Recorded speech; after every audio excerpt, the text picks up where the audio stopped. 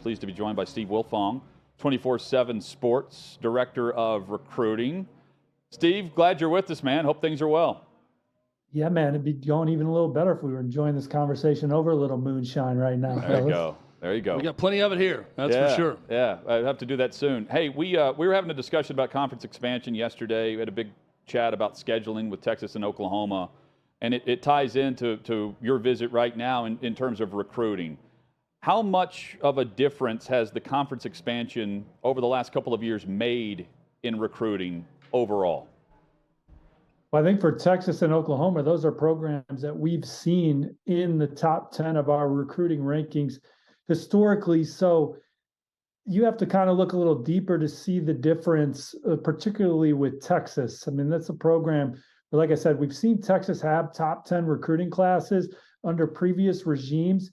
But if you do a deep dive on it, it's a lot of skill players, a lot of guys that are away from the line of scrimmage. And the way that Texas has recruited under Coach Sarkisian and this new staff, 2 top 5 recruiting classes in a row, I love the way that they've recruited along the offensive line and in the defensive front. And really this last cycle, how they complemented the front, a great front 7 class 2 cycles ago with a strong back 7 class this cycle. So I think that Texas is getting the personnel in there to compete in the SEC. Now it's about changing the entire culture of a program that hasn't had a whole lot of high draft picks at pivotal positions along the line of scrimmage. But so far, so good with Texas and the way that they've recruited under Sarkisian and company. I think they were 4 wins better than they were 2 years ago. And this is a program that obviously has high expectations. So 8 wins still isn't anything to write home about, but they're improving. They're recruiting at a high level. I think you're looking at a double-digit win football team this coming season, and then time to take off in 2 years. With Oklahoma, that's a program that went to the college football playoff annually under Lincoln Riley. But again, they did it with an offense that was super exciting, but maybe lacked the physicality and toughness you would need to consistently have a chance to win a playoff game. Oklahoma, they had the nation's 129th ranked defense or something this year. Hell, I don't know if Brent Venables had a defense that ranked 29th in the country at Clemson. So certainly not what he was used to running out there, but they had a recruiting class that finished 4th nationally. And I think if you look at all 3 levels, the way that they recruited defensively, those are guys that have high upside, a lot of guys that have a chance to ultimately hear their names called early in the NFL draft down the road. And it's a great foundation for Oklahoma to kind of rise up again, particularly on a side of the ball where even when they've been good, they've really struggled. Steve, I want to get to USC and UCLA in a moment, but let's stick with Texas because they're top of mind right now. How much of it is moving to the SEC versus Arch Manning chose Texas? Well, I think that Steve Sarkisian knows what a roster is supposed to look like when you're going to the SEC, and so they've emphasized size on the offensive front. They signed maybe the best offensive line class they signed the best offensive line class in the country 2 years ago. A lot of those guys made an early impact. That was a 6-player class. They got 5 more guys coming in that average weight's like 315 pounds. And then again, I already raved about what they've done defensively, but certainly they're recruiting the skill players at a high level. Nobody's recruited quarterback better if you include the portal and the trail than Texas. Maybe some programs can match it. The Arch Manning effect, I think maybe that was a little exaggerated as far as like peers joining him. Yeah. I think that Texas's staff just did a good job, and stuff like people will say Cedric Baxter went to Texas because of Arch Manning, the number 1 running back in the country. That's actually not true. He was a silent commit to Texas before Arch Manning committed. He just went public after. Now, Texas is recruiting at the level that they should be recruiting at. Now it's about changing that culture again, because them and USC, I've kind of viewed them the same way. We've seen them have terrific quarterback play, receivers go high in the draft, some Ferrari type players, but they've lacked the SUV tractor mentality around the line of scrimmage. And both those programs are going to have to become tougher and more physical if they ultimately want to be competitive outside of, well, Texas is moving to the SEC, so they have no choice. But USC, you can sneak out 10 wins and then get exposed later in the year by teams that are more physical. So that's kind of what Lincoln Riley does with offensive line recruiting and defensive line recruiting is ultimately going to tell, that program's trajectory. Steve, let's talk about USC and UCLA to the Big Ten and the recruiting impact on both those programs. What has the impact been? And am I wrong in thinking that the impact would be bigger if one or the other left for the Big Ten? Example, if USC stayed in the Pac-12 and UCLA was going to the Big Ten, I feel like it would be a bigger get for UCLA in terms of how they recruit and the players they could get. But with both going, does it sort of wash out the effect on both programs in terms of recruits? Well, I think that it's exciting for both programs to go to a conference that's more competitive. I don't know if, USC, they have just more cachet on the trail. Their logo resonates more outside the region than UCLA's does. That's just a fact. I also think that they work a lot harder at high school recruiting than UCLA does. I think that it's pretty obvious that UCLA will take smaller classes on the high school realm and then go portal hunting to try and fill in gaps or overcome their struggles on the trail. In my opinion, I think they went a whole month where they didn't even bring in a visitor, where the rest of the country brought in visitors. So it doesn't seem like it's that much of a point of emphasis out in Westwood, where certainly Lincoln Riley, he's knee deep talking to all USC's top targets. But I think, the Big Ten, it's the number 2 conference as far as NFL draft picks go. As far as fan appreciation, it's right up there with the SEC as far as the size of stadiums and the amount of pageantry and excitement around the program. So big move for both of them. I just am interested to see how UCLA's recipe will fare in that league, where we know USC, they're trying to recruit grassroots from the prep level and then hit the portal to fix, to shore up some position rooms, where I think the portal is just more of an emphasis for UCLA. And I just don't really buy that philosophy for more than maybe you catch fire in a bottle and can sneak out 10 or 11 once, but mainly you're just going to be fighting for 7-8 wins if that's your strategy. Let's go to the opposite end of the country with Miami and Mario Cristobal. And this covering recruiting, there are certain coaches who can recruit anywhere. And there's also those coaches that it lines up perfectly based on a spot where they end up and what they know. I think about Ed Orgeron at LSU as an example, given his track record. How does that line up with Mario Cristobal now at Miami? Well, Ed Orgeron and Mario Cristobal are guys that I think you could stick at just about any program, and their recruiting would the recruiting trajectory would go up for what they're capable of, because there's not a head coach recruiter in the country that goes harder than Mario Cristobal. He is constantly building relationships with top targets, staying in touch with those camps. He's also very involved in the evaluation process of players that they're extending scholarships to. He's in the middle of everything from a recruiting standpoint. Had a couple top 10 recruiting classes at Oregon, then comes to Miami and quickly has a top 10 recruiting class, highlighted by the best offensive line haul in the country in 2023. Texas had it in 2022.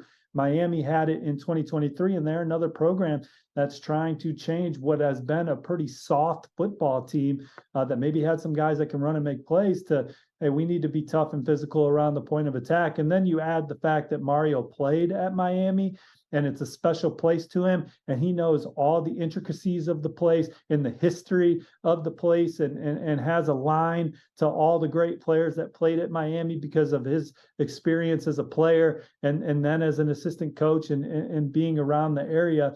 It's magic when it comes to the recruiting trail. Now it's, taking this outstanding recruiting class that they just had, and that's a nice foundation for your program that you're trying to turn around, that went 5-7 in the first year. And it was a tough first year, because when you look at some other teams in that conference that are also rebuilding, like Duke won 9 or 10 games over the last 3 seasons. Their new staff wins 9 in year 1. So it's a major rebuild job at Miami with Coach Cristobal and company, but I love the way that they recruited in this last cycle. Now it's about finding their franchise quarterback in this 2024 class, in my opinion. what they do at quarterback in this cycle is really going to set the tone for how successful they can be moving forward, in my opinion, unless they're able to go into the portal and get someone that we just don't know about that's going to be in there right now, fellas. We're discussing the lifeblood of college programs, recruiting. The director of recruiting for 24/7 Sports is Steve Wiltfong.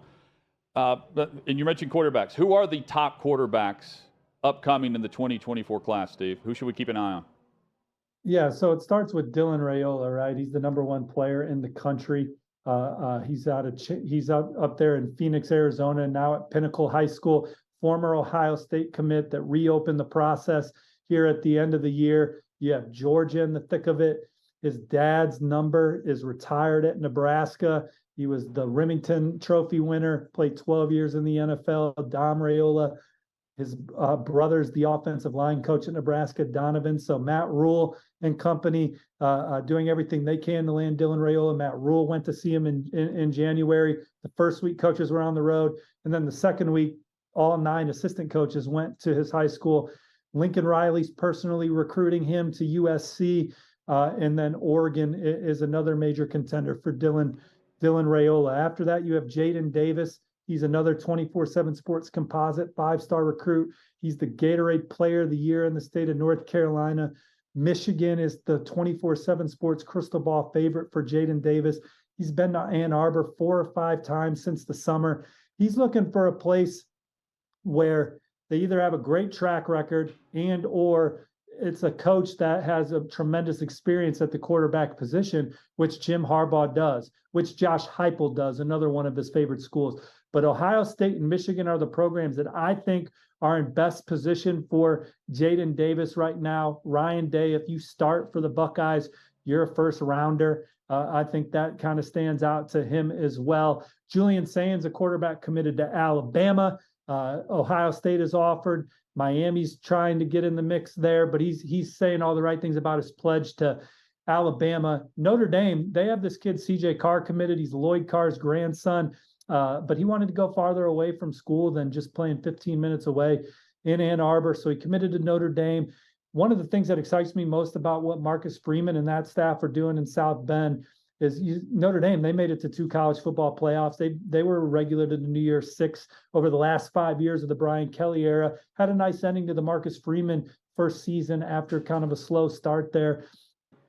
The way they've recruited quarterbacks under Marcus Freeman is way better than anything that they were doing under Brian Kelly. When you look at them flipping Kenny Minchey from Pitt here late in the 23 cycle, a guy that shined at the Elite 11 finals, and then CJ Carr, one of the most coveted guys at the position in 2024, and then getting Sam Hartman out of the portal, all of a sudden Notre Dame may have some difference makers at quarterback instead of some game managers. But DJ Lagway committed to Florida over USC, Walker White committed to Auburn over Clemson, and Florida State. I think that their program is as exciting as any right now with what they have returning. They have Jordan Travis coming back under center, obviously, but it's going to be wide open at quarterback after he leaves. And they have this kid committed, Luke Kromenhoek, who's one of my favorites in the class, 6'4", 185 pounds out of Savannah. Mike Norvell and company had him in camp 2 years ago and offered him a scholarship before he was a varsity starter. Now he has a bunch of offers, but committed to the Seminoles early. Seminoles have a top 5 recruiting class right now. They're coming off 10 wins. I know that they're highly ranked coming into the season, so they're exciting. Couple uncommitted guys before we pivot. Jake Merklinger, he's also from Savannah, Georgia. Tennessee's in the middle of that one. Georgia just offered him.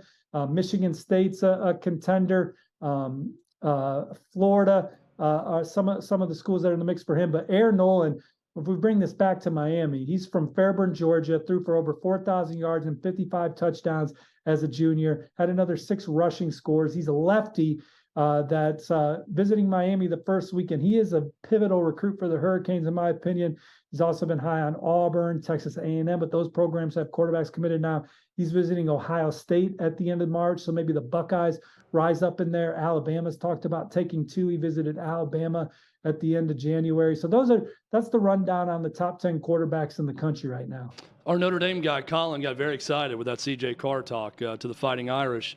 My in-laws are Cornhuskers, and I can't think of a more advantageous situation than Matt Rule stepping into a legacy that is a game-changing quarterback a 4-year program possibly.